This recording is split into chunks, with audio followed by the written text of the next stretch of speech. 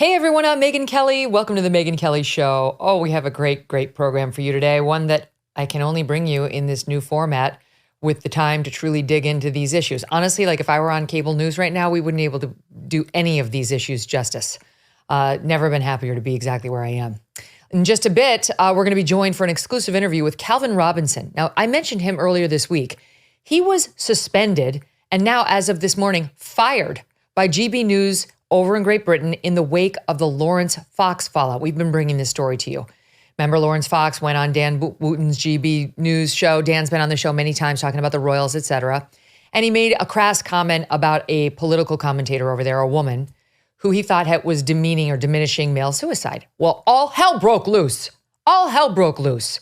Laurence got suspended. Then Calvin defended Laurence. Calvin got suspended. Dan, who was just anchoring the segment, he got suspended. And now this morning, Laurence got fired, and so did Calvin. And Dan's fate looms in the balance. He's going to find out later this week. Meanwhile, we booked Laurence Fox, the man who made the controversial comments, to come on this show. And he was going to come on in our second hour, except he's not, because he was arrested this morning at his home in London. You cannot make this shit up. He's in jail at the moment, so we had to find a different guest. Thankfully, Calvin said he'd come on. He's also, is he about to be arrested too? We'll get into it in just a bit. But we begin with the chaos to come in the 2024 election cycle, which is very uncertain, to put it mildly. We've been wanting to bring you this report for a while. What happens if, and how can the Democrats actually swap out President Biden from their ticket? How can it happen? Either before they get to the Democratic convention, after they get to the Democratic convention. We're going to go down the contingencies. And how about on the other side? Can Trump be subbed out? If he wins the nomination, come Super Tuesday and so on, and then winds up in jail between March of 2024 and November of 2024, what are the Republicans' options? Today, we have someone here who can actually answer these tricky questions and many more, like what happens if Glenn Youngkin actually gets into the race, but beyond the point where his name can be on the ballot. All of the ins and outs, this man has answers. You know him well. Oh, and by the way, before we get to any of that, for the first time in American history, the House voted out the Speaker and Kevin McCarthy is gone. And we have no Speaker of the House. There's that little matter to deal with. Joining me now in all of it, our expert Chris Stirewalt, contributing editor at The Dispatch, senior fellow at the American Enterprise Institute, and co-host of the Ink-Stained Wretches podcast with our friend Eliana Johnson. Hey, subscribe to the show on YouTube and follow me on Facebook, Instagram, and Twitter. I am excited about my new sponsor, C60 Power. If you have not heard of Carbon 60 before, it's also known as C60. It's a powerful, naturally occurring, Nobel Prize-winning antioxidant that works at the cellular level. C60 can help to increase energy and mental clarity by neutralizing oxidative stress and the toxic free radicals that contribute to aging. Now, not all producers of C60 are created equally. It's very important to go for high quality, 99.99% pure C60, and do not accept any cheap knockoffs. Many people who consume just a teaspoon a day of C60 Power as part of their morning routine note an increase in energy and mental clarity within 30 days of daily use. At least that's what C60 has observed. If you feel like you are slowing down or could benefit from more energy and mental clarity, and you're ready to kick brain fog to the curb, visit shopc60.com and use the code Megyn10 for 10% off your first order. That's shopc60.com, promo code MEGYN10, or you can just click the link in the description for shopc60.com. Chris, welcome back to the show, and whew, what a day to have you. I just hope I don't get arrested. My real hope here is that I can navigate this time with you and not myself be jailed. And also, I would say it's great. It's great to be with you because, as you said, you'd have already been late for your first break if this was on cable news. You've got time to expound on this stuff. It's really cool, and I appreciate it. I love doing it. And so I can't find our copy of the Wall Street Journal, but here's what showed up at our house today. This is the New York Times for the listening audience. Big headline. McCarthy first to be removed as Speaker. And then you've got the New York Post. Gates of Hell, Gaetz. Okay, that's McCarthy, pretty good. first House Speaker ever ousted after coup by Florida Republican or Representative Gaetz. So it's a big deal. I do find it hard to get excited by Congress. I didn't get excited by the shutdown. I knew they'd sign something to kick the ball a little, and indeed they did. But this is a different sliver, different kettle of fish, as they say. And it is interesting to me that McCarthy's out and says he doesn't want to come back. So let's walk through it in baby steps. I've written down my questions, which I almost never do, Stirewalt, so we can do it in baby steps. Here's my first question. Why does Matt Gaetz hate Kevin McCarthy? That's number one. Okay, well, I mean, first, the big scope is in one day, if you do the split screen, you've got the frontrunner for the Republican nomination and former president in a courthouse getting a gag order because of stuff that he was saying about somebody in the courtroom. Whoa, that's never happened before. Forgot about that. And then on the other part of the split screen, you've got the sitting president's son in a courthouse entering a not guilty plea to charges that he had previously been prepared to plead guilty to. That's never happened before. And then the icing, the coup de grace. Never before has a sitting Speaker of the House been removed. Now, on the one hand, everything has never happened until it does. So what, right? It's consequences that matter, not whether it's the first time that it happened. Matt Gaetz hates Kevin McCarthy for a variety of reasons, and I don't like to question people's motives. But here it seems pretty clear that the motives are in the light most favorable to the defendant, I guess I'd say, that this small group of Republican lawmakers believes that the only way to affect change is to make sure that whoever is in leadership is absolutely terrified to defy them. And this is the kind of sanction, the kind of punishment that this small group can deliver in a narrowly divided Congress.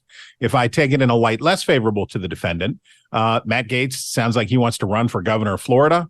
Matt Gaetz wants to be very famous and very important. And this is a vehicle to be very famous and very important, certainly, and get you on the, as you just showed, get you on the front page of every newspaper, makes you the topic of conversation. But it won't change anything, right? But it will certainly make Matt Gaetz famouser. Mm-hmm.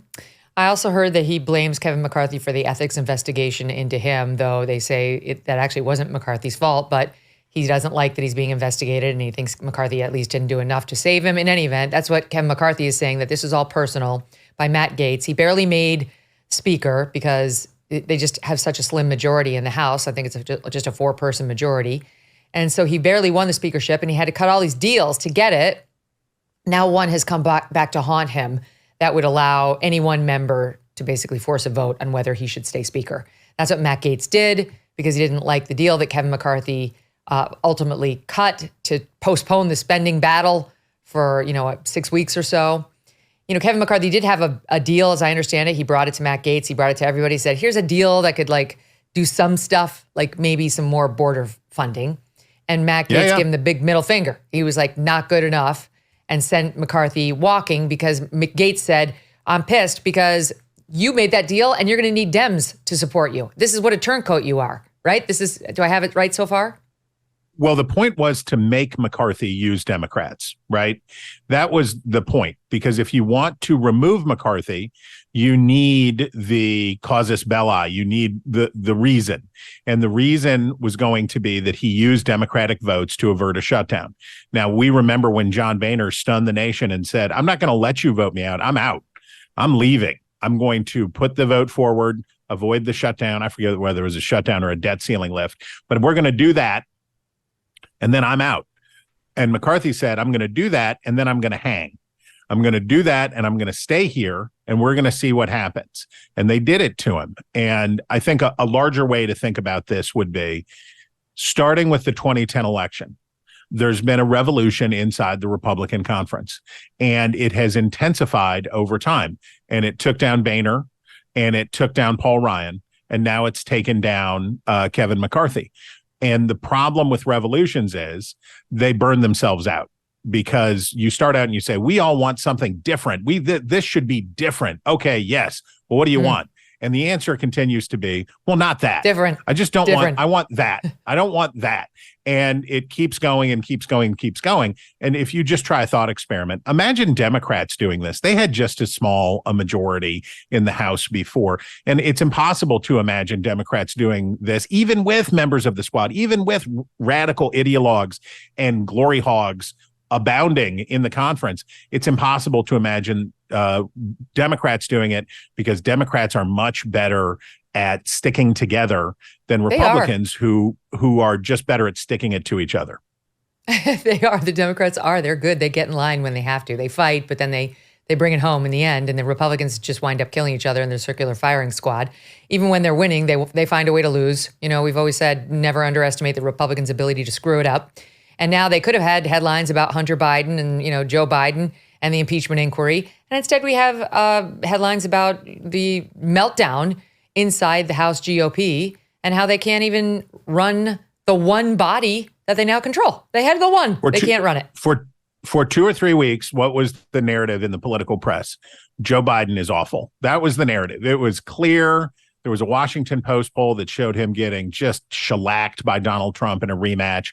Every story, every bit of energy surrounded the question of whether Joe Biden was going to get dumped by the Democratic Party. He's not going to be able to serve. And it was a drumbeat. And the Hunter Biden story, of course, reinforces all of that. And the Republicans said, Matt Gaetz said, hold my beer. We don't want to talk about that. That's not what we want to talk about. We want to talk about back to me. Back to me. And we want to talk about how angry we are at Kevin McCarthy. And look, being, as you correctly identified, Counselor, being in control of one half of one branch of government is not a sufficient posture from which to advance policy reforms. The best that you're really going to be able to do is stop bad things that you don't like. That's sort of your maximum.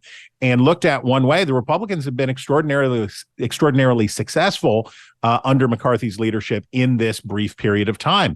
They did get stuff. They did force Biden to the negotiating table, and they did it because Republicans could stick together and they could pass stuff out of the House. That's what McCarthy wanted him to do this time. Look, I know it's going to pass, but we've got to put the Senate on the back foot. We've got to pass something. And this, again, very small number of members of the Republican conference, I think just 8 people, said, no, we don't want to pass something. We would rather feel good failing than we would take the fight to Senate Democrats. Yeah, shut her down. We'd rather fail. So they have failed, and they had to, in order to get rid of McCarthy, work with Democrats. The ultimate irony. That was McCarthy's sin. He worked with the Democrats to kick this spending thing down the road. And then in order to punish him for it, the 8 had to work with Democrats who were ticked off enough at McCarthy for the impeachment inquiry and blaming a bunch of stuff on them and just generally not liking the Democrats so much that they were like, we're not going to save you. And I understand that too. And why should they save him? They're like, bye. So here's my next question for you, written down. Why is Kevin McCarthy not running for Speaker again? I assume he thinks he either can't win, or in order to win, the concessions that he would have to make would be even more odious than the concessions the first time. A job in which you have responsibility but not authority, you're not really in charge, right? You're a goat. You're there to take the beating for the failures, but you don't really have the ability to lead. And that's where the House Freedom Caucus generally, but this small claque of members, that's what they want the speaker to be. The speakership is envisioned as a very powerful office. Remember, this is third in line for the presidency. And the speakership is envisioned as a very powerful office and lots of privileges in terms of how Congress is run devolve to the Speaker of the House. So what these folks want is somebody who can't do that, who's really more of just a vote counter, right? They just want somebody who's going to go with whatever the plurality of Republicans in the conference want from time to time. And that's not a job that Kevin McCarthy would want to have. So I assume it's those things. And I also assume that, and this is not something that I think would have come easily to McCarthy, because he's been climbing the greasy pole to be speaker for so long. And if you'll recall, he was denied the speakership once before, which is how it landed in Paul Ryan's lap because of the complaints of these folks. And there was a really ugly whisper campaign that was launched against McCarthy, and his lifelong, I don't know if it was lifelong, but decades long effort to become the speaker was dashed. And so he gets it back. So he put all of this time and effort into having this job.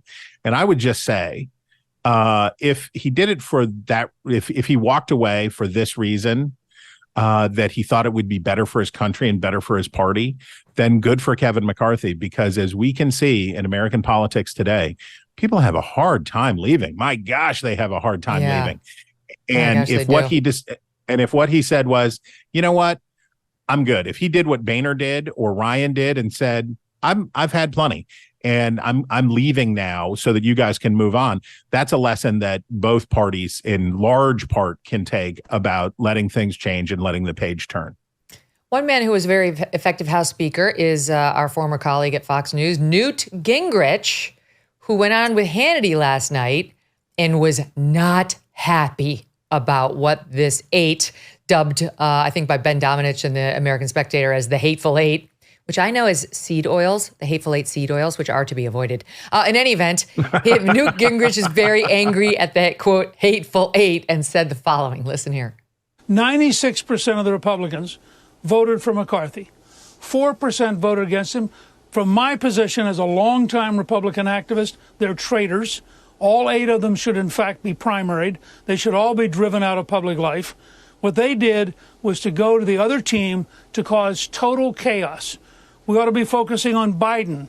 We ought to be focusing on the economy. We ought to be focusing on the border. Instead, you're going to get a week or 10 days of the media focusing on Republican disarray. It's an astonishingly destructive behavior by a handful of egocentric people who think they're superior to 96% of the conference. And here is my next question, Stirewalt. Do Republicans enjoy losing elections? Well, it's not a crazy thing to say, because I think it goes like this. Republicans have come to believe that success. So let's start with the first assumption, which is people on the right don't like the government. And people on the left do. We have a pro-government party, essentially, and we have an anti-government party. So if you're good at being in the government, you're already viewed with suspicion by people on the right.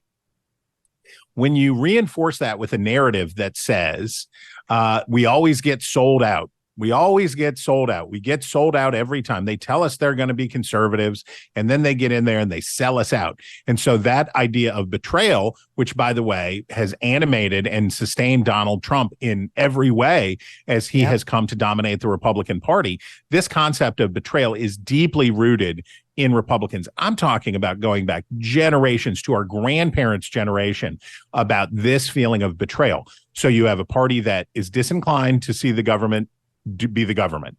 You have a party that is has a strong belief that they have been frequently betrayed by people sleeping with the enemy. And then you have this. What is proof positive that you've been betrayed?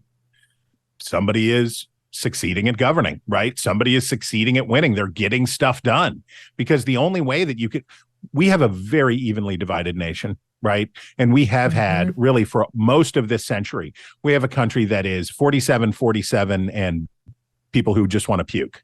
And in a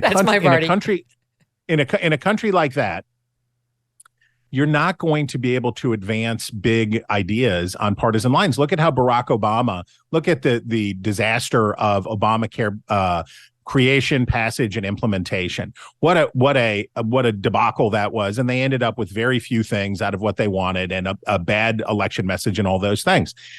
We don't have the kinds of majorities for either party in America that would allow party line success. So the only way that you can get some of what you want is working with the other side. So Republicans look at their fellow Republicans who work with Democrats or offer things that are appealing to a mainstream audience, and they say, this person is a sellout. So in its own perverse way, losing is evidence of purity. right? Losing is evidence of purity. And there was one member of the Freedom Caucus, and I think it was Matt Rosendale from Montana, who talked in a recent interview about how he prayed that the Republican majority would be small after the 2022 midterms. What is that, right? Who says that? What person says, I just hope that my party didn't do that well? Now, the reason he was praying that his party would have the kind of puny showing in midterms that it did was that he knew his power would be greater in a Congress that was less Republican. And I think that encapsulates sort of the self-defeating thinking that dominates among Republicans, and why they, at a moment of enormous political opportunity for their party, cannot seem to get out of their own way. Yeah. Well, now they caught the bumper. You know, the dog caught the bumper. Now what? Unclear. McCarthy's not running again. Jim Jordan threw his hat in the ring today. There's a temporary guy who's just going to like pass, make sure order is maintained while they figure out who the real guy is. So far as I can tell, this guy McHenry, his name is Patrick McHenry of North Carolina. His first move was to, as acting speaker, was to order former House Speaker Nancy Pelosi to get out of her Capitol Hill hideaway office. That's like the nice, big sort of personal office with all like your bragging photos and so on, according to an email sent to her. I mean, I kind of like that. Go McHenry. Good. Get her out. So far, I like the new guy. But in any event, putting him to the side, he's not the real guy. So Jordan's throwing his hat in the ring. And then there's this little nugget from Hannity last night. Listen, Satu. Sources telling me at this hour some House Republicans have been in contact with and have started an effort to draft former President Donald Trump to be the next speaker. And I have been told that President Trump might be open to helping the Republican Party, at least in the short term, if necessary, if it's needed. Oh, my God. I mean, what? Just as a journalist, obviously, I want this I want to see this tried. I'm here. I'm 6 blocks away from the Capitol. I want to see it as a journalist. But wow. Yeah, that's not real, right? That's just Trump getting his name repeated over and over. So my guess would be this: that Elise Stefanik, a congresswoman from New York, is the most likely person to become the next speaker. And then you'd say Steve Scalise, unfortunately, is struggling with cancer. And I don't know whether he wants to put himself through this. But I would guess he's the number 2 guy in the House right now. But he's got a health issue. And he's well liked, but Stefanik is very ambitious, and she has been grinding it hard to get to this position. She's the one who ousted Liz Cheney, and she has. So I'm looking at those two. Jordan, I don't think would have enough support across the conference, even though he's been sucking up to McCarthy and trying to mainstream himself of late. I'm still skeptical, but we'll see. Anyone can be nominated to be Speaker of the House. You could be nominated. You would make a great Speaker of the House. It would be a short run. It would be a short run, but it would be very effective. It would be extraordinarily effective. Out, you're out. Everyone's out. Get back to me when you're over 21 in attitude and intellect. And IQ. So anybody can be nominated to be the Speaker of the House.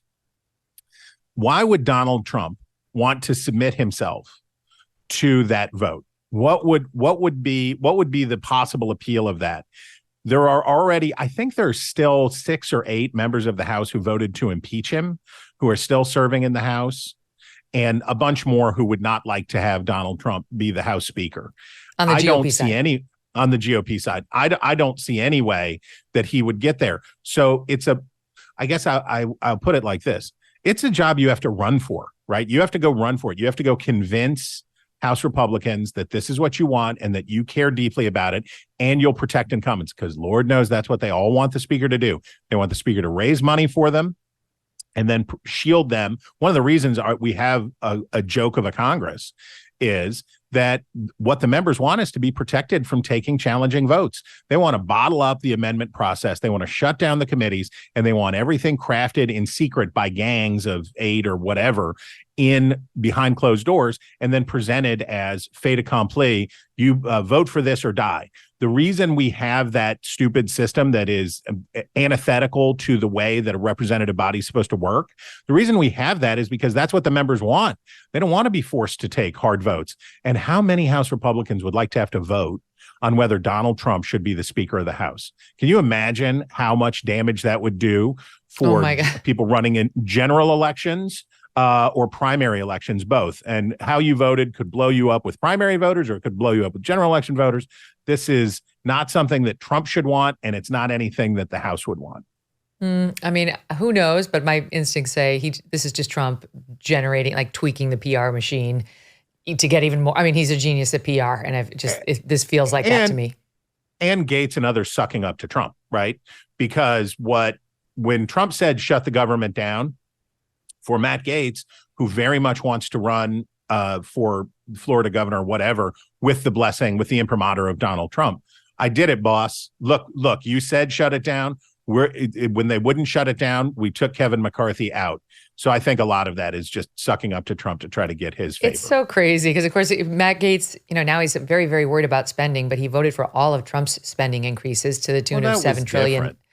That was different. That was good. That was good deficit spending. This is bad deficit spending. That was good inflation. This is bad inflation. You gotta think about it. This is why. So we've got this situation over in the House, hot mess. I mean, it's like there's no one to root for. There's no one to root for. Then you go out to presidential politics, which is what we wanted to get into with you. And you got, the one guy who is, I mean, really, to be gentle, senile, and the other guy to be gentle, under 91 felony counts, and very, very likely to be in jail in the next couple of years. Even if you don't think the charges are worth much, you can't deny that. He's in front of these far left juries, far left judges. Somebody's going to put him in jail. So it does seem very likely.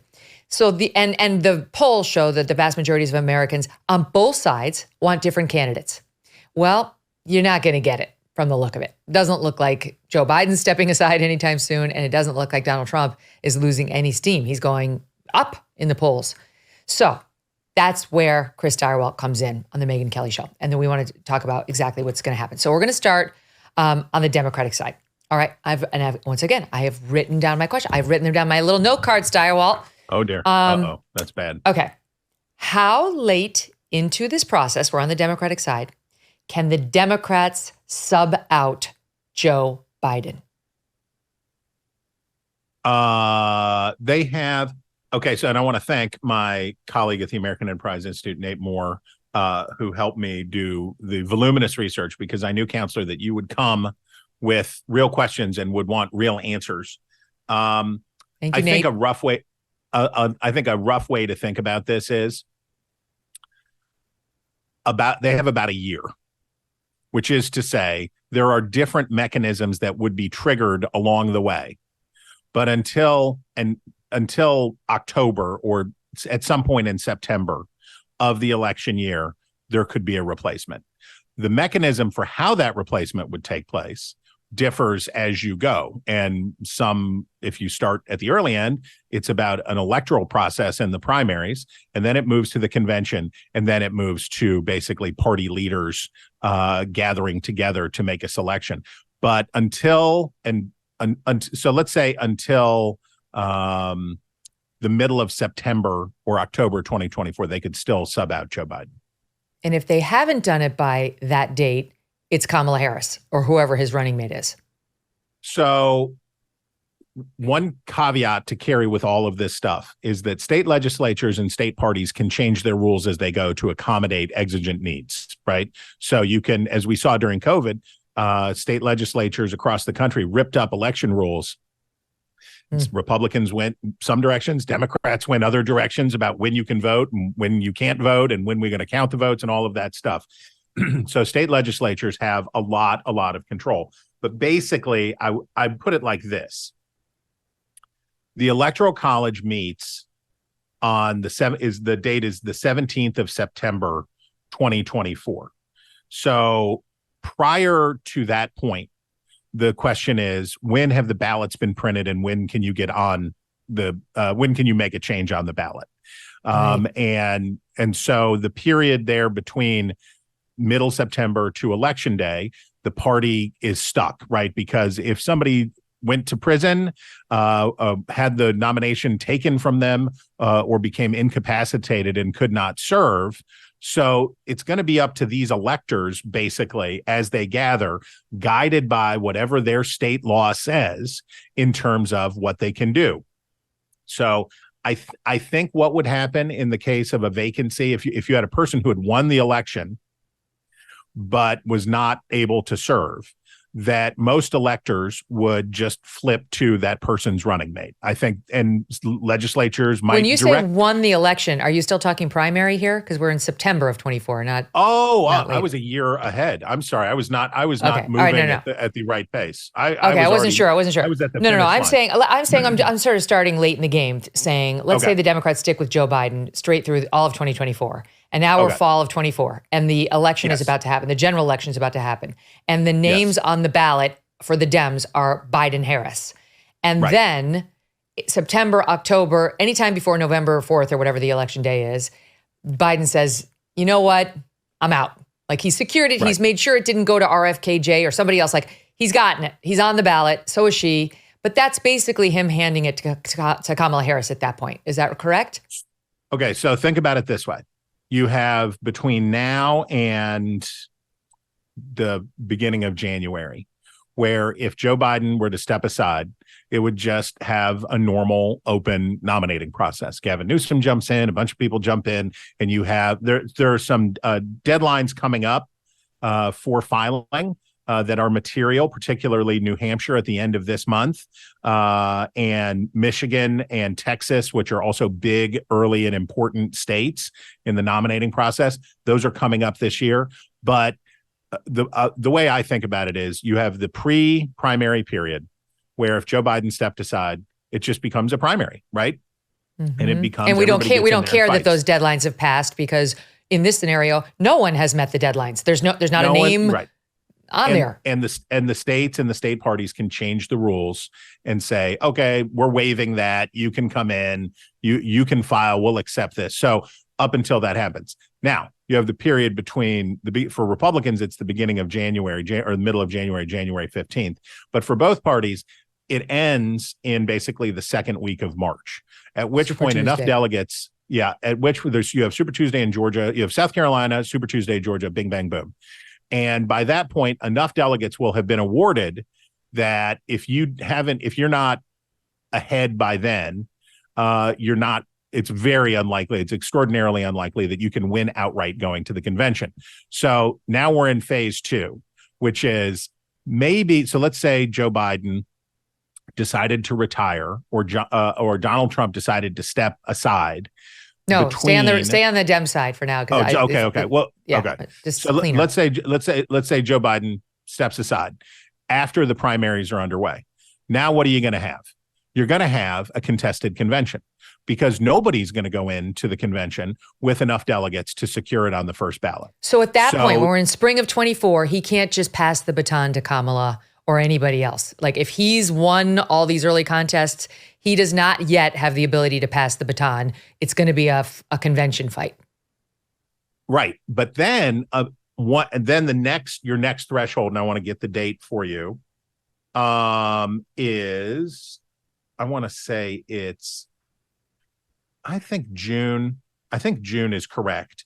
But the final primary contests take place. It is June. It's California, right? I remember this. I remember this when it was Bernie and Hillary, and it was June of 16 when we were going to know. June 4th, Montana, New Jersey, New Mexico, and South Dakota. California is early now. California is a Super Tuesday state. But those are the last primaries. So in the window between June 4th and the conventions are set for July 15th for the Republicans and August 19th for the Democrats. So in that window between the beginning of June and for the Democrats, late August, nothing happens, right? There's no There's no way to affect those delegates in a concrete way between then and then. So that is the window in which, well, you want to play a what if game? Will you indulge me in a what if?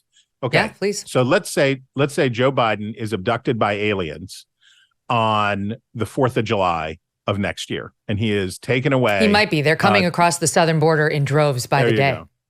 There you go. Well, I'm thinking more. But So he goes to Melmac, the planet Melmac, and is taken far away and is no longer in the race. What happens then? And what happens then is all of these Democratic delegates have to pick someone else. And what you would end up with at that convention would be an old-fashioned, absolute battle for a presidential nomination. And it would be wild, it would be woolly, it would be horse trading, because the delegates would all have already been picked, but they would be unbound because their candidate was not available. This isn't that interesting because he's not going to be abducted by aliens. In the real life scenario, what's happened here? He's become incapacitated. He's incapacitated, right? He can't find his way to the convention. He becomes unable for whatever reason to accept the nomination. And whether that so that's interesting. So if it happens between now and August, his incapacitation for health reasons, it doesn't just go to Kamala, even though she's of now his running mate, and we presume his running mate on all these early primaries. So between now and March, if he is incapacitated, it just becomes a primary, right? It just becomes a wild and woolly, absolute primary fight, and Kamala Harris would get very few bonus points for being his running mate. We saw this play out in 1968 when Lyndon Johnson stepped aside and tried to grease the skids for Hubert Humphrey.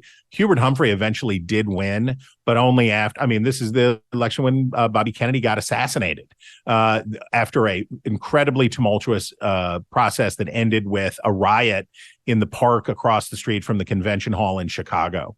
It was a catastrophe. And that kind of contest, I'm not saying that it would end in murder and violence, but that just to say the capacity of an incumbent president to ease the way for his vice president is minimal. And very limited. This would be immediately contested. And Democrats don't even like Kamala Harris that much. Yeah. So it's not like she would have that tracked. So between now and March, it just becomes a crazy primary.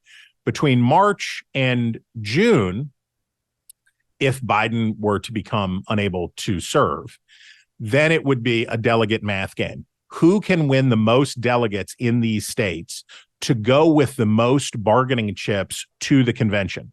How do you get to Milwaukee? Or are they? No, they're not Milwaukee. I forget. But how do you get to the convention with the most? The Dems are in Chicago this year. Dems are in Chicago. Perfect historical rhythm right there for Democrats. Not missing a beat on historical rhythm.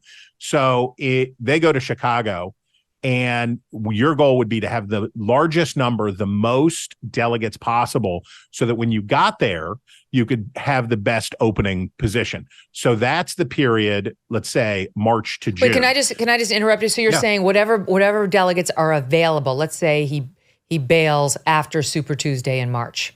Right. And 40% of the delegates are available. Okay, because he's already 160. But now the whole contest comes down to those 40. That's right. And it comes down to what will the people what will the delegates who were sent to vote, who were going to be sent to go vote for Joe Biden, what will they do now that they don't have to vote for Joe Biden? So what you'd have, so they're free for all. They're like open slate now and need to be persuaded. They need to be wined and dined. They need to be wined and dined, and they need to be coalitional interest groups naturally would form, and they would say, well, we like this and we like that. We haven't had a contested convention in the United States in a long time. You have to go back to 1972 just to get a convention where, and in that case, it was for the vice president, but the Thomas Eagleton, who had already been chosen to be the running mate, had to leave for personal reasons, and Sergeant Shriver gets picked, and he had to win the delegates, right? They actually had to vote, and he had to be confirmed to do that. So our people in both parties don't have much experience at doing this stuff. But in each of these scenarios that we described, every hour it gets later, the more chaotic it would be, right up until 30 seconds after the convention. That's where it changes. And that's where, if Biden were to step aside, he could have influence. And that's the magic moment. So leaving before the convention would just throw the convention into chaos. Maybe you get what you want. Maybe you don't get what you want. Maybe it's Liz Warren, right? Maybe it's a catastrophe. Maybe Democrats end up, because you have a bunch of extremists who get their way or whatever, but it could be a really bad scene. But as soon as he secures the nomination, things change.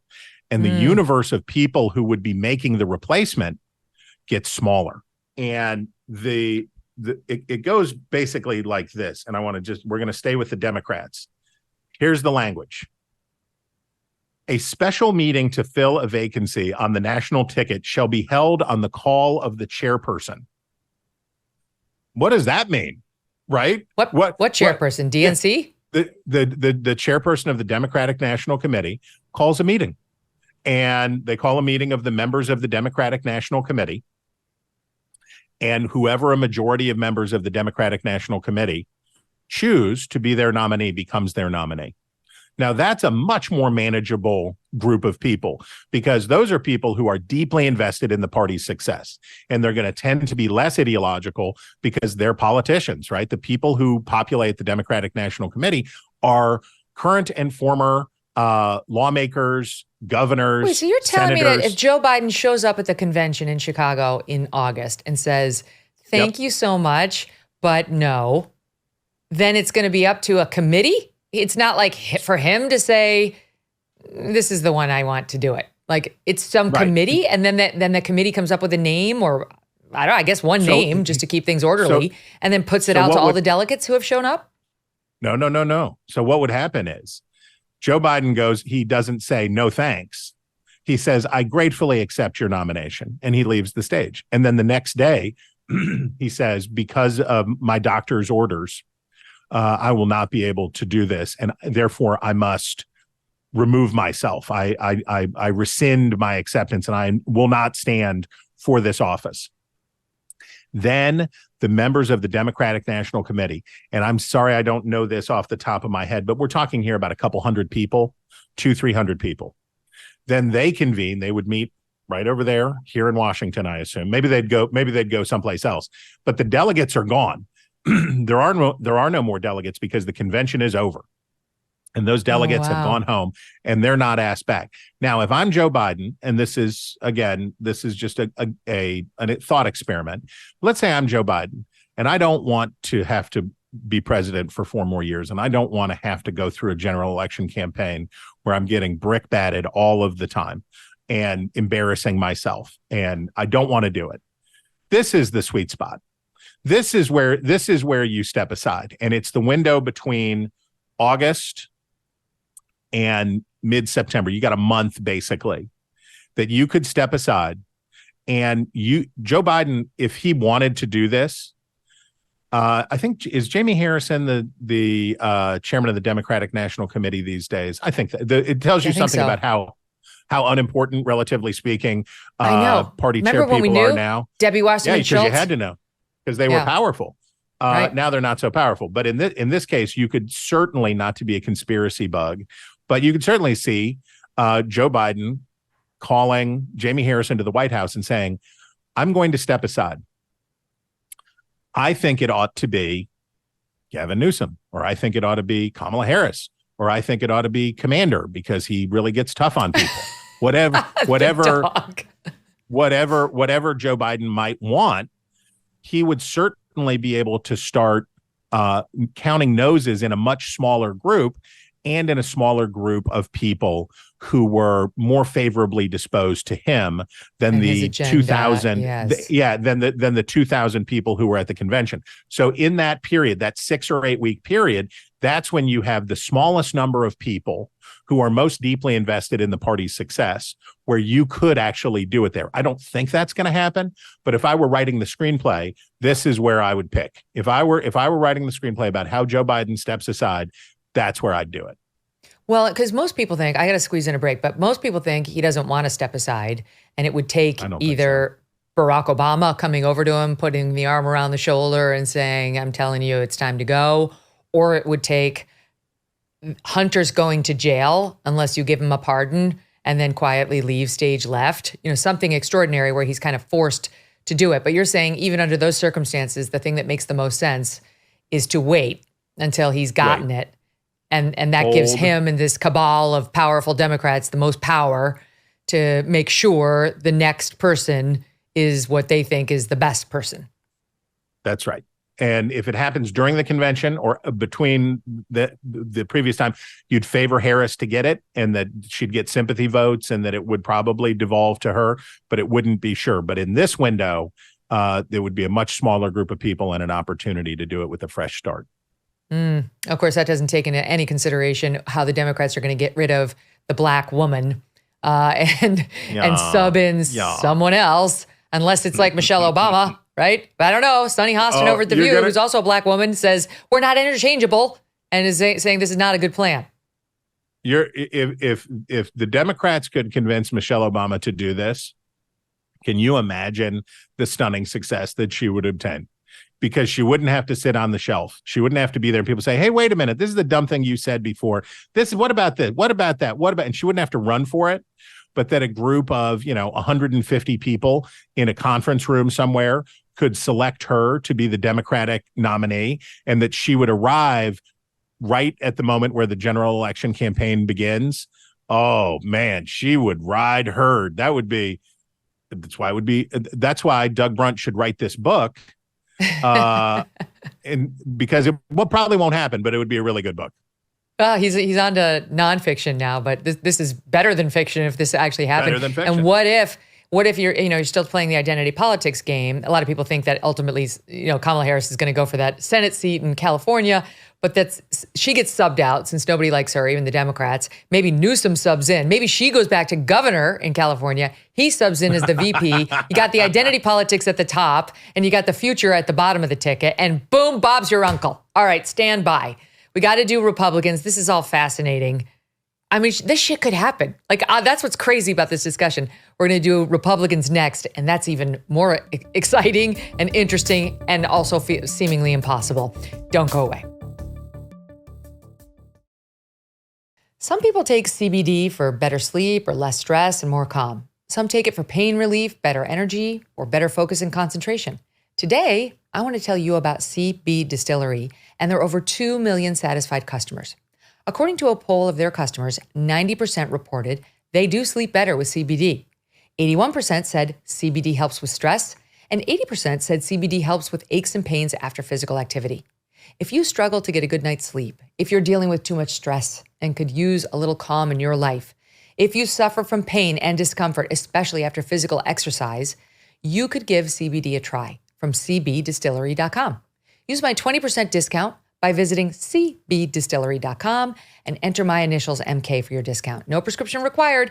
cbdistillery.com, promo code MK for 20% off your order. cbdistillery.com. This just in, I have been arrested. Chris has been arrested. So we'll get back to you from our prison cells. All the best people are getting arrested. Trump's arrested. Hunter's arrested. Our friend Laurence Fox is arrested. On and on it goes. All right, so we have 2 minutes here, and I want to ask you a quick question before we take our deep dive into the Republicans. RFKJ is expected to announce he's going to run as an independent because he's getting the boot on the forehead from the Democrats in his attempt to run for the Democratic nomination. A lot of debate in the news this week over who does that help and who does that hurt more. So is this a win for Dems? Does he take more votes from the GOP side? Or is it a win for the Republicans? Does he take more votes from the Dem side? Well, it may not matter to anybody because if he just runs as an independent, he won't be able to get on the ballot and it won't matter. But if he runs as a libertarian, which there are some substantial hints that he might, he'd get tons and tons of ballot access, and the libertarians are excited about it. There were enough libertarian votes in 2020 that could have thrown the election into a 269-269 tie if they would have gone for Republicans. RFK, as a libertarian, would most assuredly do more damage on the Republican side than he would on the Democratic side, and this would be a big win for Democrats. Because his support among Democrats is relatively low. I think it's like 14%. But on the Republican side, there's a lot of open-mindedness toward him and fandom. Yes, and especially because he lines up on vaccine stuff and he lines up on deep state stuff, all of those things, much more with the MAGA Trump community than he does with Democrats. And if he were in the race... If you're a MAGA, you're going for Trump. Right. You're not leaving Trump for RFKJ. How many votes do you think will decide the election in Wisconsin? And how many votes do you think will decide it in Georgia and in Pennsylvania and in Michigan and in Arizona? If we have a replay of 2020 and you have similarly small margins, and I should also say, these are protest votes, not votes for president. These are people who are saying, I can't vote for either of these people, and I want to send a message. And the message that RFK Jr. would send would be ideologically aligned to some degree, but it would mostly be a yawp in the face of the two parties to say, I don't like how anybody treated him. I don't like how this is going for this guy. And he at least wants to shake things up. It's like you said at the top of the show, that's the I just want to puke party. That's my party. Right. So I see where you're going. Stand by. We'll pick it up there. Stirewalt stays with us. GOP is next. Negative dings on credit reports happen to all sorts of people from all socioeconomic backgrounds. Understanding the credit landscape can be extremely difficult, and spending the time to dispute and repair these so-called dings can be a full-time job. Good luck to you if you already have one of those or if you have kids or anything going on in your life.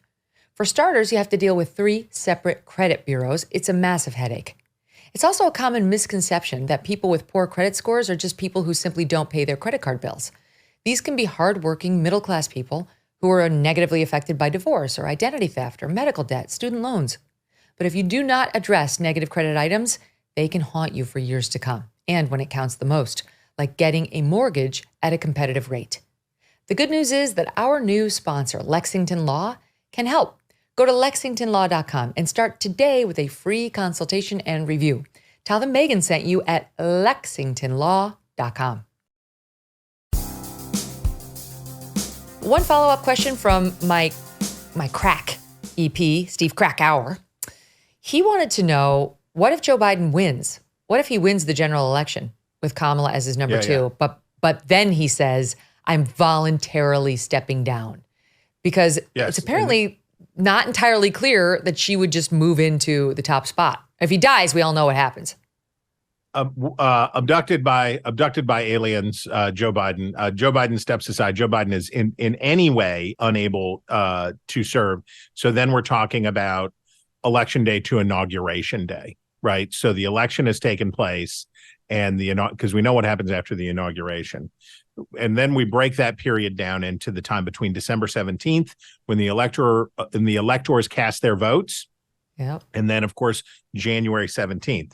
So basically, prior to the electors casting their votes, it would be up to the state. So if the vacancy occurred before December 17th, it would be up to the states to tell and the legislatures could convene.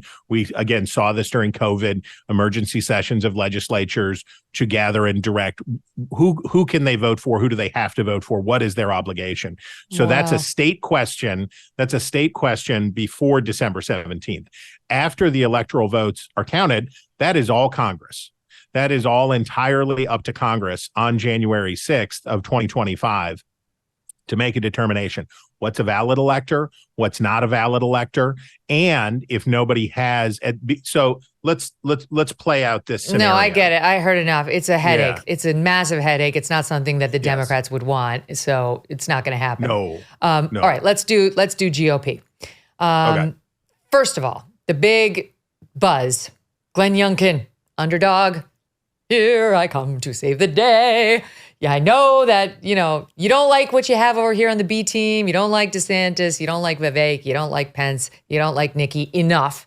But you might like me, the 500 millionaire who ran Carlyle Group and who signed a letter in support of the Southern Poverty Law Center, which dubbed Ben Carson a terrorist and hates Moms for Liberty. But I am here and I am going to be the one.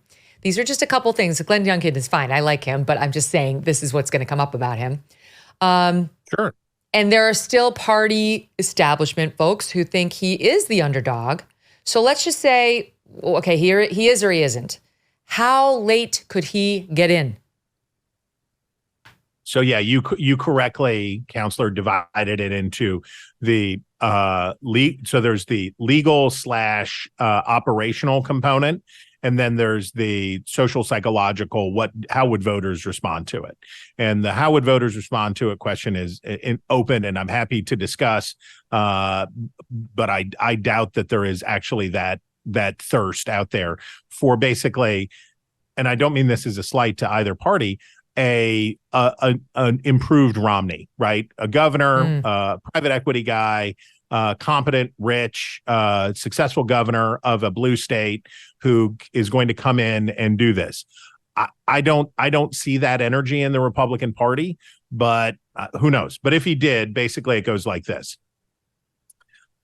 He would have already missed the New Hampshire filing deadline. So Youngkin says he's not entertaining. And I'm going to give Glenn Youngkin the benefit of the doubt that what Glenn Youngkin is really trying to do is raise as much money and get as much attention as possible for his midterm elections in Virginia. And that he is doing everything he can to get all these billionaires and get all the media attention possible to win those seats so that he can have a very successful second half of his term. Virginia is a one-term only state for governors, and that he wants to have a real bell ringer. And by the way, that would put him in good stead to run for the Republican nomination the next time around. But let's say that he waits until afterwards, the Republicans win the Virginia legislature, take over both chambers, and he says, I want to get in. He's already missed New Hampshire, and he's already missed Nevada. Well, Nevada doesn't really count this time because they're all screwed up. They're having both a caucus and a primary. It's a disaster. Won't matter. So you could live without Nevada, but living without New Hampshire seems hard. And then he would have to hit Michigan has a filing deadline on November 10th. So we don't know about South Carolina, or I don't know any of your listeners who know exactly what the filing deadline for the Republican Party in South Carolina is. Remains a little unclear to me because it's a party-run primary that takes place on a Saturday. And I think there's plenty of flexibility for getting into South Carolina. So let's say he's not on the ballot in New Hampshire. Here's what he could do. He could cut a deal with somebody who is on the ballot. He could cut a deal with Asa Hutchinson, and he could go campaign in New Hampshire. And he could say a vote for Asa is a vote from whomever, pick whoever you want, somebody who has dropped out, and say a vote for this person is a vote for me. This is how we're going to show our strength there. And he could go campaign in New Hampshire that way. He could do that. So that's a way to be in the discussion. But something that I would remind everybody of, this year is different than most quadrennial cycles because there's 32 days between New Hampshire and South Carolina. And as I said, Nevada's doesn't really count. They've screwed themselves up. So you're going to have 32 days between you have Iowa, New Hampshire, bing bang, and then you have 32 days. Now in that 32-day period, who do you think is going to be at the top of the discussion? The people who have won or done well. The value of those first two contests goes up a great deal because you're going to need momentum to sustain you through this long period. And then you go to South Carolina, and then whammo, right after that, it's Super Tuesday. So it takes forever, and then it happens very, very quickly. And by that point, it's something like 40% of all of the delegates available are going to be decided by Super Tuesday. And could Glenn Youngkin conceivably before Thanksgiving figure out a way around New Hampshire? Yeah, I mean, he could. It's certainly possible. What effect would that have on the Republican race? I don't think Glenn Youngkin would take any votes away from Trump. I don't think there are many. I mean, maybe No, there's I a think handful, the thinking is he would be the guy to consolidate the anti-Trump vote. So who's going to tell Nikki Haley that, right? Yeah. Who's going to be the one that Who's says to going to Nikki Haley, mansplain to Nikki? exactly. Who's going to tell her, hey, you're doing great. You're really on the move here. And there's a new poll, by the way, out today from New Hampshire, and she has leapfrogged over Ron DeSantis and Chris Christie. She's sucked up a bunch of their vote share, and she has moved up into a strong second place. Strong. we have to remember when these are relative terms, when Trump is, got 40 or whatever percent of the vote in New Hampshire. But who's going to tell Nikki Haley, well, you'll have to leave? It's Thanksgiving, and the vote is on January 15th. So we're basically 2 months away, or we're less than 2 months away. And you're just going to have to drop out, and you can't go to Iowa because it's Glenn Youngkin's turn to do this because we like him better than you. That doesn't sound like Nikki Haley, and it certainly doesn't sound like Ronnie D. And to the point that we raised an hour ago, it doesn't sound like the Republican Party, right? It sounds more like the Democratic Party, where they fix everything so that Bernie Sanders loses. The Republicans, they don't do that. Right. The Republicans are, in the best sense of the best way to think about it is they're an individualistic, strongly independent minded group of people, and they deeply resent being told what to do and how to do it. They have railed against the establishment and people in power for as long as there has been an establishment and people in power. And even the people in power act like they're not even in the establishment, right? This is how bad it is in the eyes of Republicans to be part of the power structure. The idea that you're going to parachute this guy in late and that a bunch of Republicans are going to say, you know what, forget Nikki Haley, I like this guy. I don't think that sounds correct. What I think it would probably GOP doesn't have its version of Michelle Obama. They don't. There isn't an underdog in the wings, Youngkin or otherwise. They have the gorilla, and he's winning in all the polls by a lot. So let me ask you, Stirewalt, because you watch this stuff for a living. I had Dave Rubin on the show on Monday. He's a definite DeSantis guy. And he said, the polls, how many times have the polls been wrong? And I said, Dave, not by 50 points, not by 40 points. There's never been somebody who lost the nomination after leading in all these states, state polls and national polls, by 40, 50 points consistently. And his lead just builds. It builds by the day. I just don't see a scenario in which Trump doesn't become the nominee, tabling his legal problems for the purposes of this, like pure politics. What's second place in the Republican nominating contest worth right now? It's worth quite a lot, right? To be second for the reasons that you just enumerated. Trump is facing all of these problems, particularly that documents case down in Florida. He's got all of these legal problems stacked up like jets on the runway at JFK fogged in. They're just waiting. And if you're Ron DeSantis or Nikki Haley, it'd be most ambitious Republican politicians would say, I'd like a shot at that second slot right there. I'll be the lady in waiting. I'll be in second place because this could definitely end badly for Trump. The only other thing I would say is there is some softening and softness in Trump's numbers, right? And part of the problem that Trump has is, of course, he wants to say, I'm up by 60 points, I'm up by 80, I'm up by 100 points, I'm it. Nature abhors a vacuum. And as these debates continue to take place and there's energy around like, hey, what's going on in New Hampshire? Who's going to win this? Who's going to win that? It creates its own center of gravity. Trump's huge advantage is he's basically running as an incumbent.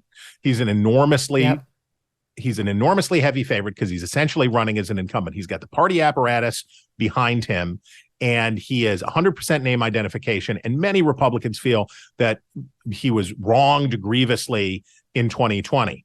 And so they're sticking with their guy. And that all redounds to Trump's benefit. But there will be attention and action and interest around these other folks with more debates and as the contests get closer. And the last thing I would just remind you, as you know just as well as anybody, Iowa and New Hampshire have never, in the history of modern nominating contests, ever voted for the same Republican candidate. They have never agreed one time. New Hampshire has a better record. New Hampshire has a better record, but what Iowa does is they like to, is what they did to Trump in 2016. Oh, are we all voting for this guy? Well, we're voting for that guy. What do you think about that? So Iowa likes to be contrary to everyone, and New Hampshire likes to be contrary to Iowa. And the possibility that Iowa would deliver and by the way, what Iowa basically does is calls the field. So you have a bunch of people hanging around the hoop, hoping they can get a tip in. And after Iowa, you say, well, you play sixth in Iowa. So I don't think we need to really talk about what you're doing going forward anymore. So that starts the thinning. And then New Hampshire cuts it off hard. Now we're down to 2 or 3 people. And then we go into that 32-day period until South Carolina. And then it's Katie bar the door. What could happen in that 32-day period? Look, if the election were held today, if it was one national election and it was held today, Trump would win in a walk. He would dominate it. Absolutely. But that's not how they do this. They're going to have a bunch of people stand around in high school gymnasiums and fire halls on a freezing night in January to caucus and talk about viability thresholds. And then they're going to go up into meeting halls in New Hampshire and they're going to vote in New Hampshire. We're talking about a very small number of people. We're talking about, I think Donald Trump got the nomination going through South Carolina. It's like 135,000 votes. That's what got him off and running into Super Tuesday in 2016. We're not talking about that many people. We're talking about a lot of events that are going to intervene. And we're talking about that 32-day window. Yeah, Donald Trump I give him a 3 out of 5, 4, maybe 4, 3. I'll give it 3.5 out of 5 likely to be the Republican nominee. They're very good odds, but they're not prohibitive. And if I were a Republican, I'd want to get in the fight. So that leads me to, let's say he gets it, right? The polls are right. The Iowans go for him. The New Hampshireites go for him. He's on a roll and he gets the nomination. You know, he's like got so many delegates, he's unbeatable. You know, you can see it's his for the taking. And then he's actually thrown in jail. I had Mark Levin on the show last week. He's a brilliant, brilliant legal mind. And he was saying there is a very good chance Trump could be thrown in jail, especially by Judge Chutkan in D.C., who hates Trump. I mean, maybe that's strong, but she doesn't like Trump. You can tell that from her prior rulings. I don't think Trump likes her either. Trump he's not a fan. And this is D.C. that went, 92% for Joe Biden? You know, it's the jury pool is going to be a nightmare for him. And while the January 6th charges are not very strong compared to like the documents case down in Mar-a-Lago, where his jury pool is likely to be better for him, it may be enough of a heartstring pull for a D.C. jury that the prosecution, Jack Smith, gets it across the line and he wins. And he wins the case against Trump. So if that happens, she could put him in jail, even pending appeal. She could say, no, I will not stay your mandate to go to prison, federal prison, pending appeal. I don't have to do that. I'm not doing that. So he could be in jail. That's just one. I'm just picking one case of the 4. Right. By the time we actually vote on November, 2024, do the Republicans have, and that trial is set to take place the day before Super Tuesday, March 4th. So do the Republicans at that point, when they're like, okay, I love him, but this is bullshit. Like I can't, we're going to lose if our candidate is serving a prison sentence. I know I love him. I know these guys love him, but I know those suburban soccer moms who screwed us over the last time. They're not going to love this. They were barely coming over our way to begin with because they didn't like the transing of the kids or whatever it is. But that they're not. So now what? Is there any option at that point? Yeah. I mean, look, these parties are not governmental agencies. They are not governed by the law. They are private nonprofit entities that abide by their own rules. Let's do that hypothetical. Donald Trump is imprisoned and he is sent to jail pending sentencing prior to Election Day. Could the Republican National Committee take the nomination away from him? Yeah, they certainly could. They have extraordinary power. The members of that committee, who are, by the way, elected by Republicans across the country. They're chosen either, some of them directly elected on the primary ballot to be committee men and committee women, and some chosen in state conventions, but they're chosen. And they can convene and they have extraordinary power to change rules and blow stuff up to do that. The question is, would they have the political will to do it? Because if the Republican rank and file was sticking with Trump, you can't abandon our guy at the moment of his greatest need. He needs us now more than ever in his fight, and you cannot walk away from him. Who on that committee wants to be the one that said, yeah, I hear you, but we got to dump him. I know you voted for him, and I know that you want us to stand with him, but we're gonna have to dump him right now. Let me just say one thing as a level setting premise. The Republican Party is so divided that I don't know how they win a general election. I've never seen a party that hates itself as much as this party hates itself. You're so They right. are just at each other's throats. So in a scenario where Donald Trump gets the nomination, a quarter of the Republican Party is very soft in their support, right? They're very soft in their support. They're anti-MAGA. They hate him. They don't want that. Okay, flip it around. Nikki Haley, the apotheosis of Nikki Haley, and she pulls it off, right? She slingshots past Trump. She wins in Iowa, goes on, gets a win in her home state of South Carolina, and gets into the convention and barely wins. Are those MAGA voters going to say, it was a tough fight, but you won fair and square, and now I will come and support you and your globalist elite No, they will say, I will burn in hell before I will vote for Nikki Haley. I'll be voting for RFK Jr., and you can go pound sand. So that's the fundamental. What you saw in the House is the fundamental problem that the Republican Party has. They hate each other. And when you hate the Democrats they're not excited about Joe Biden, but they don't hate Joe Biden. They're not angry at Joe Biden. They're depressed because he's so old and he seems so feeble, and they want somebody new and they want something different, but they'll vote for him.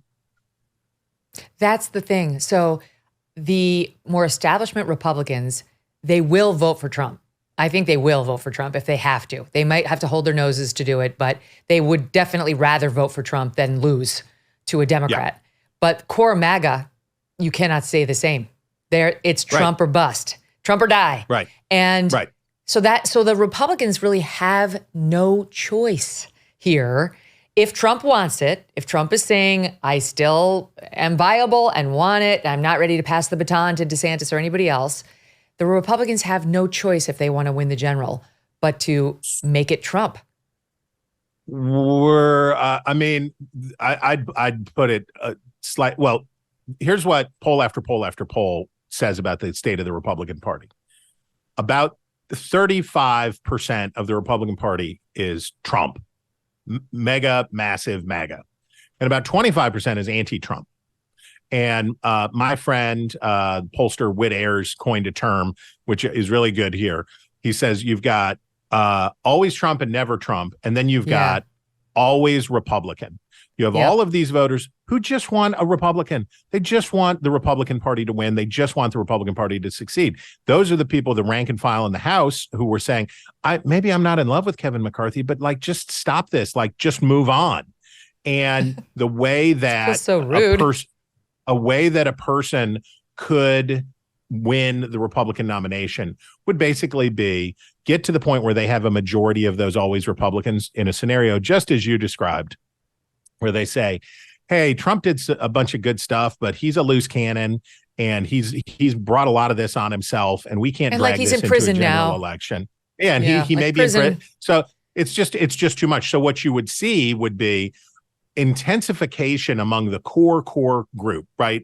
That 15 or 20% that have been with him from the beginning, and the wilder, the crazier, the better. They like it more because it's more evidence that he's fighting the system, and the harder they come after him, the more evidence that he is he's like the John Dillinger character. Like he's taking it, he is fighting the man. So those people would intensify in their support, but other people would start to peel off, and then the dynamic shifts. I don't know how the Republicans can beat Joe Biden, but I also don't know how Joe Biden can win, because he is so old, and everybody knows how old Joe Biden is. And I just, not to editorialize, but I am stunned by the selfishness of Joe Biden. I really am surprised. I frankly am surprised that he could not find it within himself, for the good of his party and the good of his country, to have said, and what a gift it would have been to himself and to the way Washington worked, if he would have said the day after the midterm elections, well, folks, we've had some fun. We've had a bunch of laughs. And now I'm going to try to balance the budget and do whatever I can here in these final 2 years. But you guys are going to have to sort this out and pick another candidate. And his belief that only he can defeat Donald Trump and only he can do this is a really a kind of depressing degree of, it's almost Gaetzian. He's a person of a very different character than Matt Gaetz, but it is a kind of solipsism and selfishness that is breaking our politics when people believe only I can do it. I'm the only person who can do this and I have to stay. And I think it's been a really unfortunate choice. So to sum up, everyone is arrested. And I think I speak for Stirewalt when I say we also want to puke. There we go. American right. Politics 2023. It's the jail food. It's very illuminating on a number of levels. It's been great having you. Thanks for doing so much homework for us, Chris Stirewalt. Great to see you. So good to be with you. All right. And coming up next, somebody who could be arrested at any moment, Calvin Robinson, who now is fired from GB News for what? I don't know, but we're going to talk about this crazy ass controversy across the pond. Stay tuned. All right, there's less than 10 days left for Genucel's incredible dark spot package sale. Go to Genucel.com/MK60, MK60 right now, and get their dark spot corrector, a must-have after months of record heat and humidity with every one of their most popular packages. Sunspots, brown spots, discoloration, even those dry, inflamed patches all disappear in front of your very eyes. Kimberly from Youngstown, Ohio writes in, quote, "My appearance has improved so much since using Genucel on my face. Love all my Genucel products, and my skin looks years younger." Now it's your turn to feel and look like Kimberly, but there's only 10 days left to take advantage of the Genucel most popular package, which now includes the dark spot corrector, plus the classic Genucel bags and puffiness treatment, and its immediate effects product for all 70% off. Try for yourself completely risk-free. Genucel.com/MK60 today to start looking years, even decades younger tomorrow. All orders upgraded to free shipping. See results day one, and you'll get compliments everywhere you go. GENUCEL.com/MK60, Genucel.com/MK60. Joining me now, Father Calvin Robinson. Calvin is a deacon in the Free Church of England, and as of today, a now former GB News presenter, contributor. GB News is sort of, it's not Fox News in UK, but it's more fair and balanced, certainly than the BBC and these other offerings. Now, Calvin was first suspended, but now as of today, he's officially fired from the UK network. His sin? He offered some support for fellow GB News contributor Laurence Fox and presenter, that's how they refer to anchors over there, Dan Wootton. Laurence was booked to come on this show today, but he couldn't because he was arrested this morning. All right, we're going to get into all of it. Calvin, great to see you. Thank you for coming back on. How you doing? All things considered, Megyn, I'm okay. Thank you. Okay, right. Good caveat. All right, just to get the audience up to speed in case they haven't been following it, what happened was on GB News, where you regularly appear, I regularly appear on Dan Wootton's show, which is the most popular show on the entire network. Where it was. Laurence Fox, right. Laurence Fox appeared. It was 2 Tuesdays ago.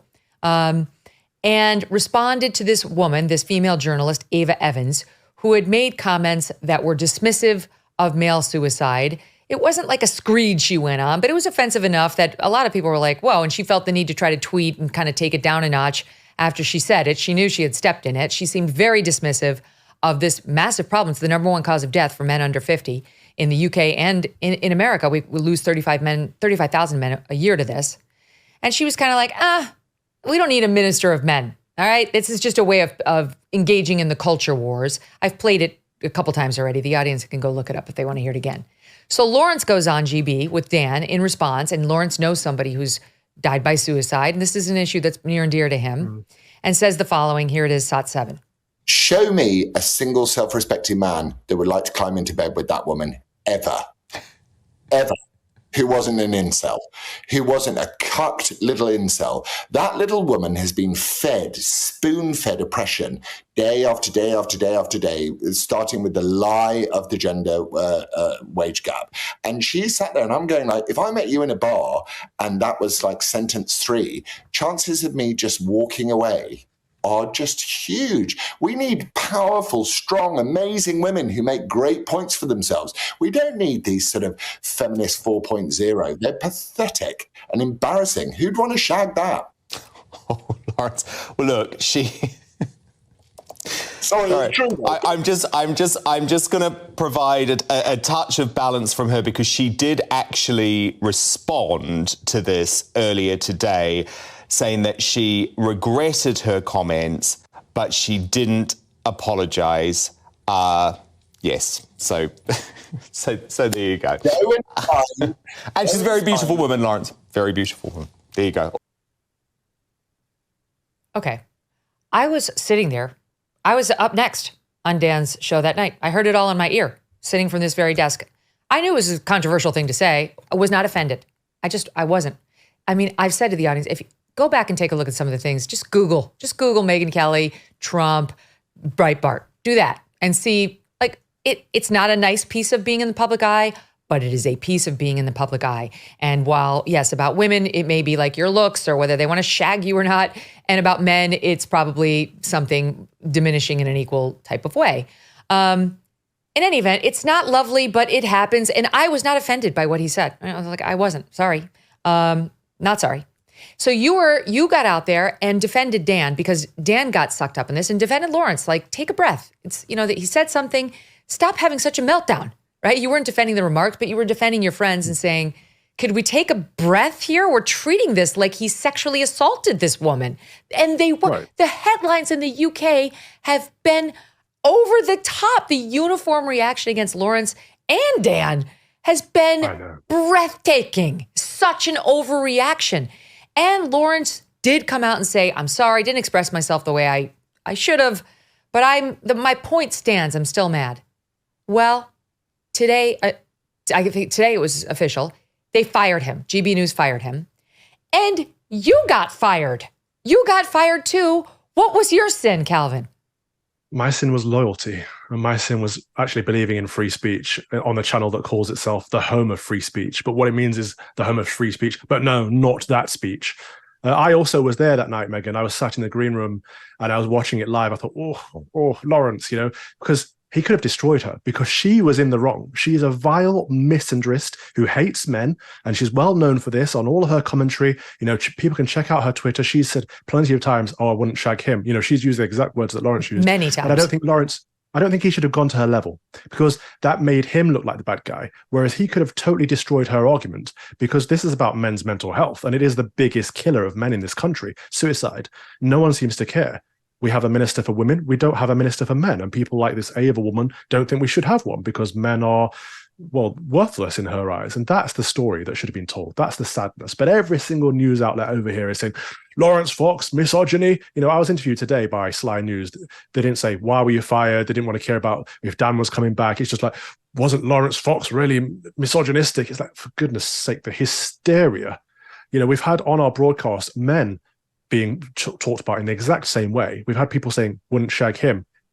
Nothing. No one cares. Again. So it's not about equality, which is what feminism says it's about, right? The equality between men and women. It's not about that. It's about women being superior to men and men being a lesser half of the species. And that's very sad, because we need men. We live in a society of fatherlessness, a society of men's mental health on the decline. We need to fix all of that. And this is not the approach to do it. So I was disappointed in Laurence for taking that line. And I said this to him, but I backed him 100% and thought, he has a right to do it. He has a right to say it if that's what he believes. And if we say we're for free speech, surely he should be able to say it. Nothing illegal, no incitement of violence, didn't break any laws. So why cancel him, suspend him, and fire him?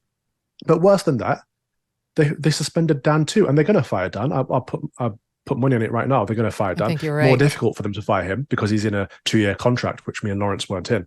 But all Dan did is host, and you saw he tried to provide some balance. He was clearly caught off guard, and he's Laurence's friend as well, so he doesn't want to drop him in it. So there are all these things to consider, but why is the question? Why did they want to fire Laurence? Why did they want to fire Dan? And why did they fire me? Yeah, that is the question. And I know you've got some thoughts on it. I want to get into exactly what you think is happening at GB, because I too have been there from the beginning. I mean, you've been there from the beginning. Dan's been there from the beginning. Yeah. I mean, I only go on once a week, so I'm not as integral, but I care about the thing. I've been doing it because I care about the mission, and I'm concerned about what's happening right now. I can't believe that 3 of my favorite people there are out in one fell swoop over this, one moment, which, again, some people may find it offensive. I didn't. Whatever. I have a very thick skin. So then today, Laurence was booked to come on to talk about this, and he got arrested. Now, he's going to make all these references in the clip that I'm about to show that I just want to bring the audience up to speed on. Something else happened. So Laurence did a couple of shows over the past couple days, including he went on the show of Megyn Kelly. He used to come on my Fox show all the time. And on that show, he was complaining about this weird initiative over in Great Britain to crack down on emissions coming out of people's cars. And you'll correct me if I'm wrong, but they have some sort of a program where now you can't have certain cars because they put out too many emissions, and they put these cameras up all over the UK trying to spy on different areas to see if said car comes into said region. And if it does, they'll take a picture of your license plate and send you a fine for breaking the emissions. I mean, it's crazy, the amount of state intrusion into your life now. And there's this group that's sort of they're protesting it, that I guess you'd call it civil disobedience, running around taking down the cameras. And Laurence was trying to say, I would join them. I don't know how the discussion spun into this, but I think he was just talking about the overreach of the state because the government is getting involved in his case. Ofcom is trying to punish him, which oversees UK media. And they're trying to crack down on everybody's emissions and what kind of car you drive and whether you've driven in the right place or the wrong place. So he's making a reference to it. And here, as the police are in his house this morning, which is why he's not here with us live right now, he makes a reference to it. Watch. Morning, guys. In London's knife-ridden capital city, where a 15-year-old girl was stabbed to death with a sword, we've got 1, 2, you can show them, 1, 2, another 3 upstairs, stealing, going through my house to intimidate me, because this is what the police are. They don't police with consent anymore. They police with fear and intimidation. That is the Stasi police force that we've got nowadays. Instead of being on the streets solving crimes like the murder of the poor 15-year-old girl, they're on all over social media. But I'd take it. The ULEZ scam cameras outside of London are the outer ULEZ zone is a complete scam. There's no scientific evidence. Sadiq Khan rubbished the evidence and had it rewritten to serve his own needs. No one voted it. It's the beginning and bringing in of a surveillance state. And he's trying to make noises so that I can't say that. It's the beginning of a surveillance state, and these boys are the Stasi. Sadiq Stasi. Bless them.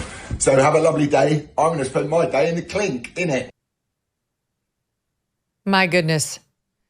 So that's him this morning as he's being arrested, and he was arrested. He was charged reportedly with conspiring to commit criminal damage to ULEZ cameras, ULEZ. It stands for ultra low emission zones. Again, put in place across London. If a car drives into the zone and does not meet emission standards, it gets a daily charge, about $15 US money. And the ULEZ cameras record a car's plate numbers and so on. So this is what the controversy was. Just to expand, forgive me one more soundbite, Calvin. It was Megyn Kelly's show where he made the comments that apparently led to this morning. And this is where you'll hear him reference these cameras a couple times here too. Take a listen, Stop 5. I would encourage mass removal of the surveillance state, because once it's there, you cannot remove it. Are you interested in testing the law around this if some people get arrested? I would be happy to be arrested myself. So, you know, I won't be, when I go out and take their cameras down, which I will be doing, I will be taking my phone with me so they know exactly where I am. Because the babe runners are clever. They know what they're doing. But I would happily sit there and sit in court and go, who voted for this? What's your evidence for the Outer London Clean Air Zone? What's your evidence for that? Why are you doing this? You know, I'd sit there and do it, but I do that. I've got several court cases going on, as you know. But I would. So that's him saying, I object. I like this Blade Runners group that's coming around taking down the cameras, and I'd be happy to join them. That's what got him arrested on conspiracy to commit criminal damage to the cameras. I looked it up. The UK law, that law requires the very first thing, an agreement between 2 or more parties to commit a criminal offense. An agreement. Who did he agree with? Who did he agree with? I didn't hear Blade Runner say, join our cause. Let's do it. We'll do it on Wednesday. We'll meet you there at 8. Nothing. It was saying something. It was aspirational. This is what his defense lawyer is going to argue. You cannot, I think even in the UK, be arrested for thought crimes, for thinking, I will do it. I'd like to make an example out of myself. I would like to challenge this law. I'm going to go out there, even saying I'm going to go out there and cut him down. No, that's not a crime. There has to be an agreement to have a conspiracy toward anything. There wasn't. So what's this all about? Well, it's pre-crime, isn't it? He said he might commit it, so they're going to arrest him just in case he does. It's like something out of Minority Report. But I wish you were right. But actually, in this country, you can get arrested for thinking things. You know, Isabel Vaughan Spruce, a friend of mine, was arrested for silently praying in her head not too long ago. Thankfully, the police dropped the case, so it didn't end up going to trial. But if it does, and it will do at some point, we'll find out, can you be arrested for what you're thinking in this country? Because they're trying to clamp down on it. And I think the thing with Laurence was that they knew he'd stream. They knew he'd put all this on social media, and it's a shot across the bow. It's a warning to these Blade Runners, great name, by the way, that they go around, and it is civil disobedience because they're saying, we did not consent to this CCTV everywhere. We did not consent to this Big Brother state. And it goes against the science that you're saying it backs up. So we're going to take them down and do our duty as civil servants of our land. And I think what the police are doing and what the state are doing is saying, how can we clamp down on this? Well, Laurence Fox is a big voice. He's got a big profile. If we arrest him, maybe it will scare a few people off.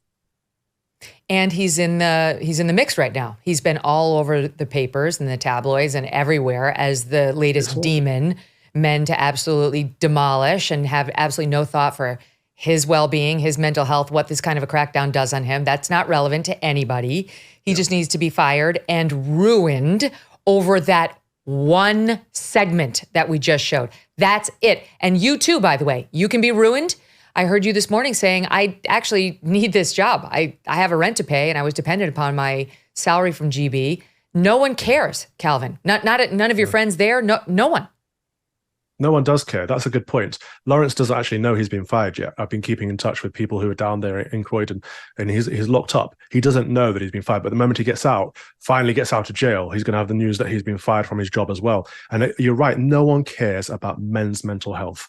And my biggest point is, at GB News, the so-called home of free speech, so-called against cancel culture, how many of the high-profile figures there have stood up for Laurence, Dan, or myself? How many of them have said, this isn't right. If one falls, we all fall. Let's gather together. The left do it. When Gary Lineker was in trouble at the BBC over here, the state broadcaster, all of the presenters refused to go on the show. And you know what? They brought him back. Doesn't happen on the right. We don't stick together. And it's a great shame because we can't protect free speech. We can't protect any freedoms unless we stick together. And people are more concerned about their own career objectives, about how much money they can earn and all these things that are important, but not as important as our freedoms.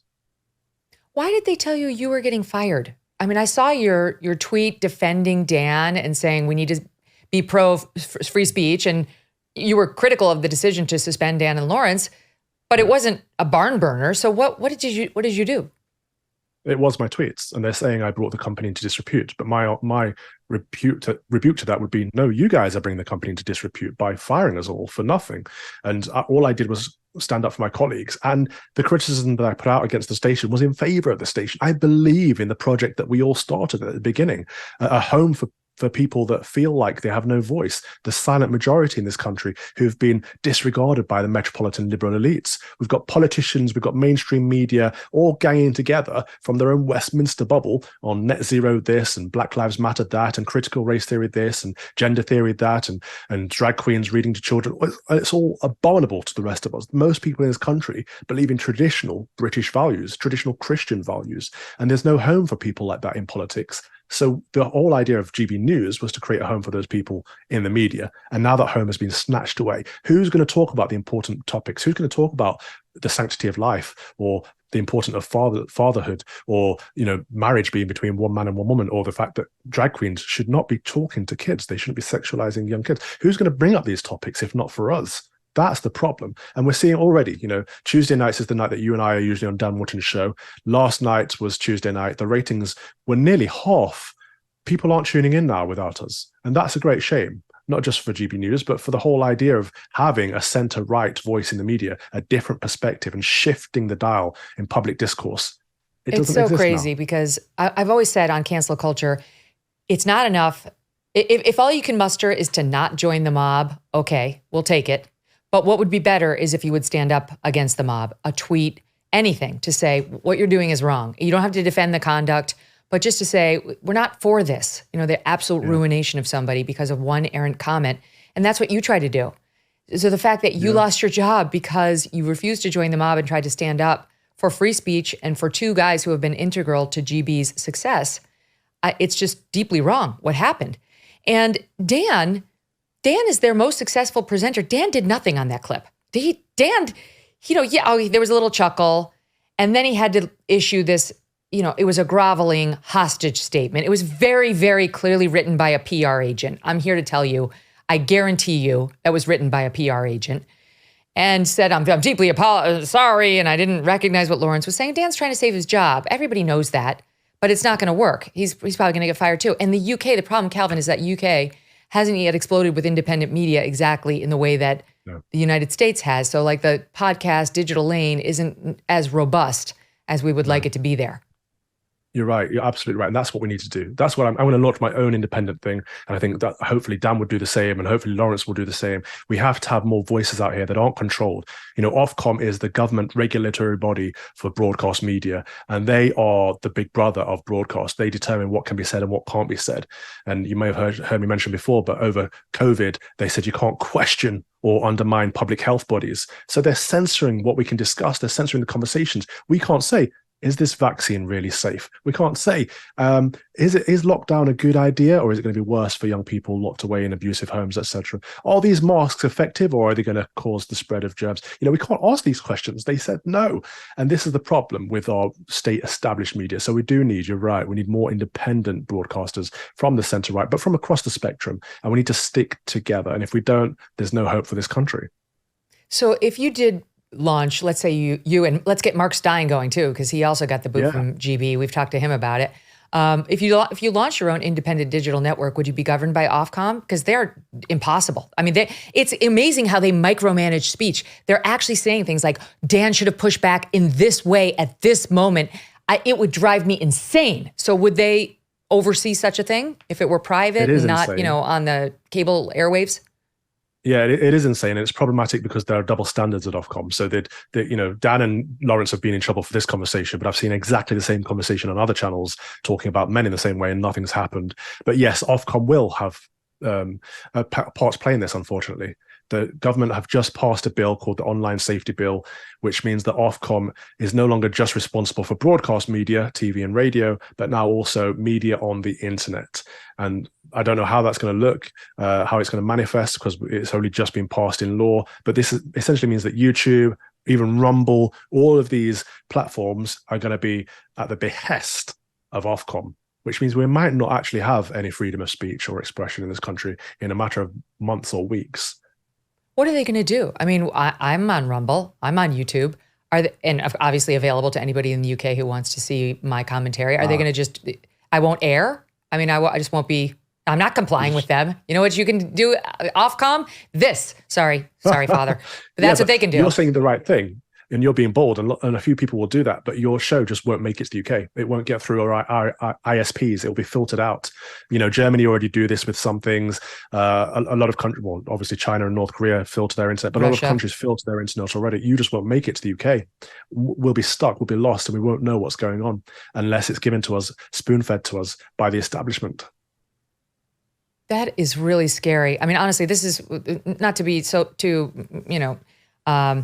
self-promotional, and by self I mean America, but this is why we fought a revolution, to get away from this, right? This is why we came over here and we established the Constitution with the Bill of Rights and the First Amendment saying freedom of the press and freedom of speech, and our government's not allowed to do this to us. It's not to say they haven't been trying over the past couple of years, but we've been getting a couple of very good, favorable court opinions lately saying, no, the First Amendment means what they said it means, and the government is not allowed to censor or control speech, period. It's incredibly important. It's worth fighting for. And you guys, you need to follow our lead. You need your own revolution within the UK right now. We do need a revolution. You're absolutely right. But I mean, even you guys are hanging on to it by a thread because the persecution is coming. The fact that political opponents can be arrested and sent to jail, essentially what they're doing to Trump is similar to what they're doing to Laurence Fox. You know, he's a leader of a party too. It's if they don't like you, they can get rid of you. Forget your free speech. You can be gone. It's absolutely crazy. Meanwhile, the journalist who was the subject of Laurence's comments has come out saying, I don't care that he apologized. It's unforgivable. It was dehumanizing. And that she's getting threats now. You know what she's getting threats for? Because of her comments, not because of his comments. She's getting threats because she's been so dismissive of men, of her own heartlessness toward men. And you know what? I'm sorry, like getting vile threats on the internet is part of what they call the internet. It's just, it happens to anybody who puts themselves out there. It's not pleasant, but it's part of the cost of doing business. Calvin Robinson, please come on anytime. I'm determined to save all three of you. This is bullshit. Sorry. I should clean up my language. This is BS. And I wish you all the best. I want to tell the audience, people can help support Calvin. It's at givesendgo.com, /home of cancel culture. Okay, givesendgo.com /home of cancel culture. Can't pay the rent. No one gives a damn. No one's been supportive of him. Never mind them. And it's just wrong. It's just deeply wrong. Okay, we're going to be back tomorrow with GOP presidential candidate Mike Pence. Looking forward to that. His very first interview here on the show. Email me with your thoughts, Megyn at megynkelly.com.